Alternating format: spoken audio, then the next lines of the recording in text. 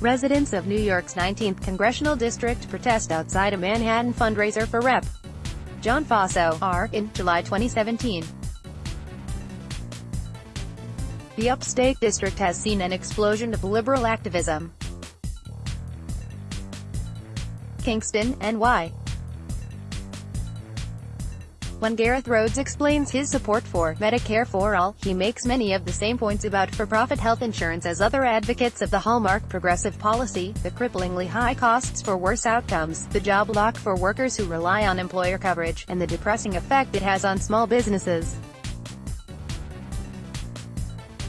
But before Rhodes, a former press aide to New York Gov. Andrew Cuomo, D., and a Democratic candidate in New York's 19th Congressional District, gets to all that, he points to an orange rubber bracelet on his wrist with the words, "Alyssa Strong."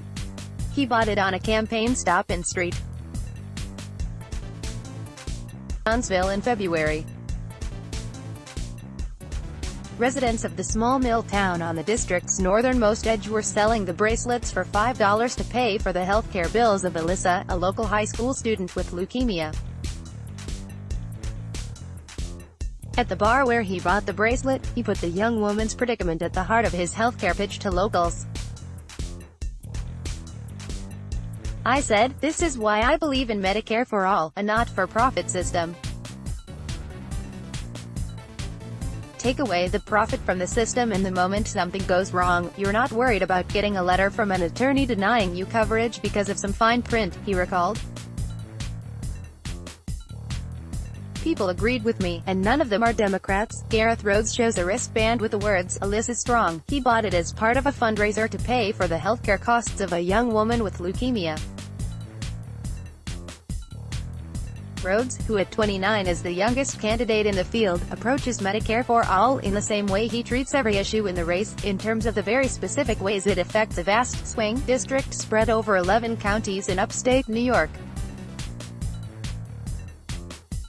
Rhodes is not wrong to frame healthcare in explicitly local terms.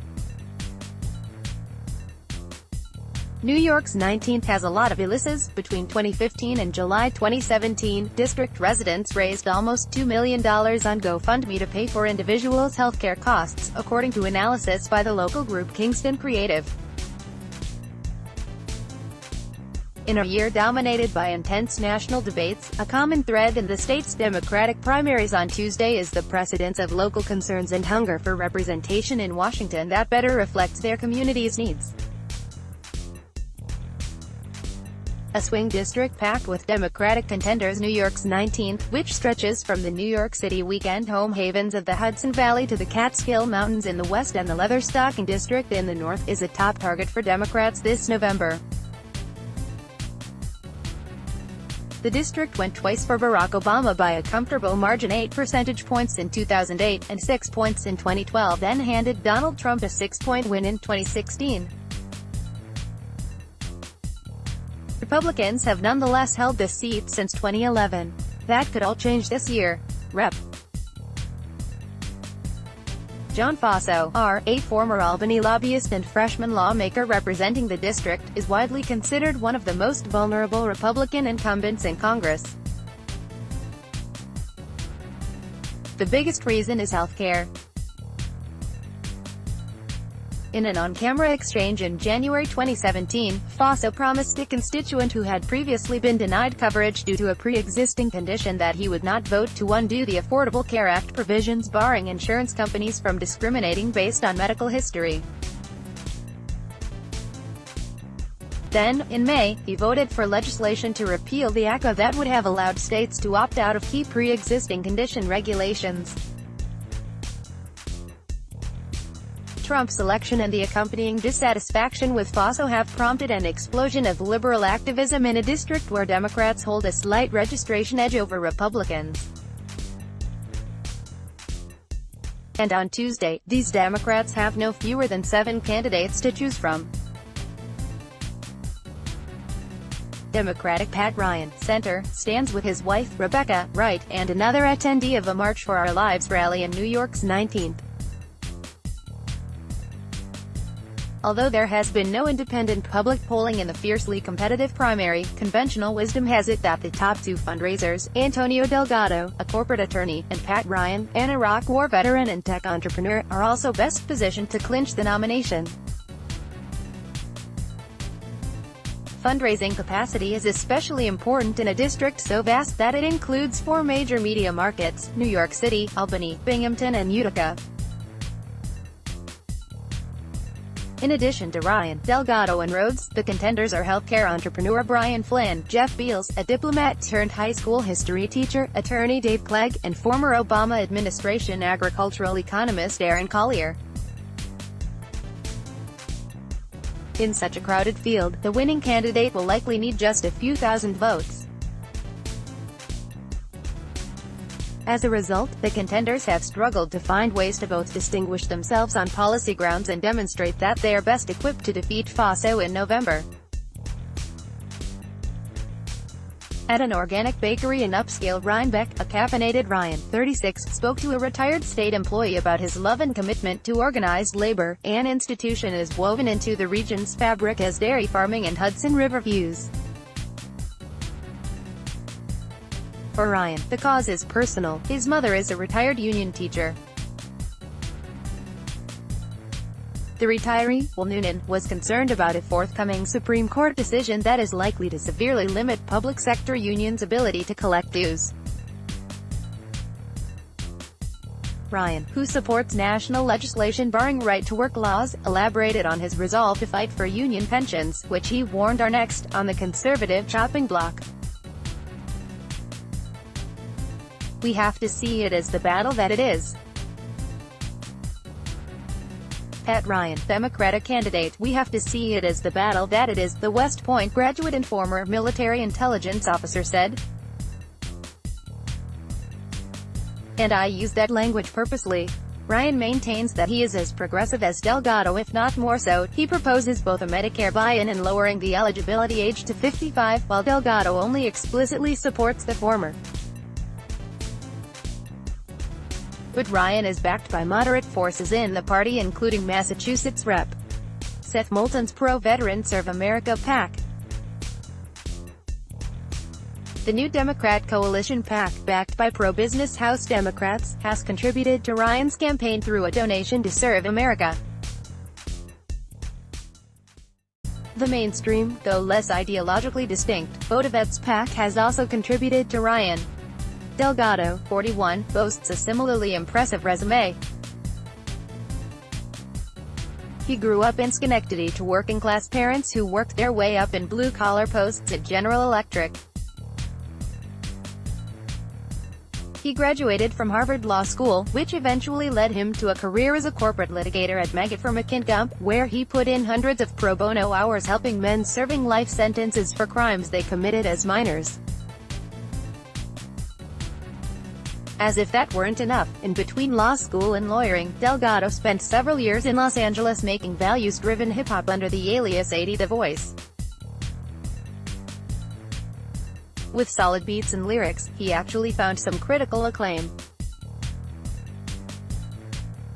Although he and Ryan are the only two candidates in the race who don't support Medicare for all, Delgado is not shy about his progressive credentials.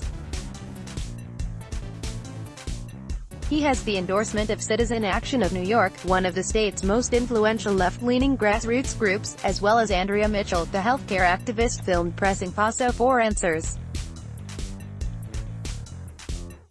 Delgado had previously featured Mitchell in a healthcare-focused ad. He also picked up the support of the wife and daughter of Maurice Hinchey, a deceased former congressman akin to Democratic Party royalty in the Hudson Valley. Delgado, the only African-American candidate in the race, explained that his policy proposals, including job training, criminal justice reform, a Medicare buy-in and infrastructure investment, stem from a family that is deeply grounded in the traditions of this country's fight for a more just and more fair society, whether it's through the African-American experience, whether it's through the fight for gender equality, whether it's the LGBTQ community, whether it's labor. Democrat Antonio Delgado, left, speaks to voters in New Paltz, New York. frontrunners with major liabilities, but both Ryan and Delgado's strengths are matched by weaknesses that activists supporting their opponents frequently invoke. Ryan supports national legislation barring right-to-work laws and often talks about his solidarity with unions. But an incident earlier in Ryan's career at a cyber defense contractor in 2010 and 2011 has raised questions about his progressive record. Ryan's employer was part of a joint effort, together with private surveillance firm Palantir and another company, to land a contract to help discredit labor unions and progressive groups arrayed against the U.S. Chamber of Commerce. Hacked emails published by WikiLeaks show Ryan and his potential partners discussing their plans over a period of months, only to have them collapse in 2011 following scrutiny drawn by the leak. In a February Facebook message seeking to clarify his role in the work, Ryan claimed that, once it became clear, the project was commissioned by the chamber and would target unions and other liberal groups, the proposal process was stopped and no work was done. But the email trail shows that Ryan continued to work on the project long after he knew it would target unions. In a follow-up conversation with HuffPost, Ryan admitted as much, though he insists that he raised concerns internally at his company and was overjoyed when the project fell through. "I was dealing directly with the CEO of a company as a 25-year-old, he said. "I'm not going to, over email, tell that guy his ideas were problematic." Ryan emphasizes that he favors online privacy regulation similar to the strict new rules adopted by the European Union. It's a stance that the local Democratic group Oblong Valley Indivisible cited in its endorsement of Ryan. For his part, Delgado is vulnerable to future Republican attacks about his ties to the district. Schenectady, where Delgado grew up, is outside the district's boundaries. Notwithstanding his wife's childhood in the district, he moved there with his family for the first time in 2017. "This is home for us," Delgado said when asked to respond to criticism of his residency. "And we are happy to be fighting for the communities that gave our lives opportunity in the first place." An aerial view of the Kingston-Rhinecliff Bridge in the Hudson Valley. New York's 19th is known for its natural beauty. "I just don't want to keep repeating the same mistake." Delgado is not the only candidate in the field for whom residency could become a question in the general election. Chief among them is Flynn, an extremely wealthy man who only recently became a full-time resident of the district, having maintained a weekend home there for years. Ryan returned to the district from New York City in 2017, but grew up in Kingston. Questions of residency loomed large over disappointing Democratic outcomes in 2014 and 2016. In 2014, multimillionaire Sean Eldridge moved to the district to run and got crushed by 30 points. And in 2016, celebrated progressive law professor Zephyr Teachout moved to the district only to lose by a narrower 8-point margin. Neither candidate lacked campaign funds, but both faced a barrage of questions about their rootedness in the 19th. Residency questions prompted Zach Fewer, a Livingston-based Democratic activist and co-founder of the popular Facebook group Listen to Us, John Faso, to rule out Delgado and Flynn. "I just don't want to keep repeating the same mistake," Fewer said. Democrat Gareth Rhodes marches in the Pride Parade in Hudson, NY, on June 16, with his Rhodes trip Winnebago picking up the rear. At the same time, Ryan's early career surveillance work was a deal-breaker. Fewer endorsed Rhodes in a lengthy June 17 Facebook post. The New York Times editorial board endorsed him that day as well. A host of local labor unions have also steadily lined up behind Rhodes in the final days of the campaign. Rhodes has certainly embraced tactics that diverge sharply from previous campaigns. The heart of his run was a Rhodes trip in a Winnebago to all 163 towns in the district, and when he spoke with HuffPost, he was finishing up 11 town halls in 11 days in each of the district's 11 counties, and though Rhodes too returned to the district in 2017, after taking a leave of absence from Harvard Law School, he is quick to note that he grew up on a farm in Ulster County. He later worked as a water well driller and volunteer firefighter while saving up money to attend City College in Manhattan, which he ultimately did with the assistance of Pell Grants.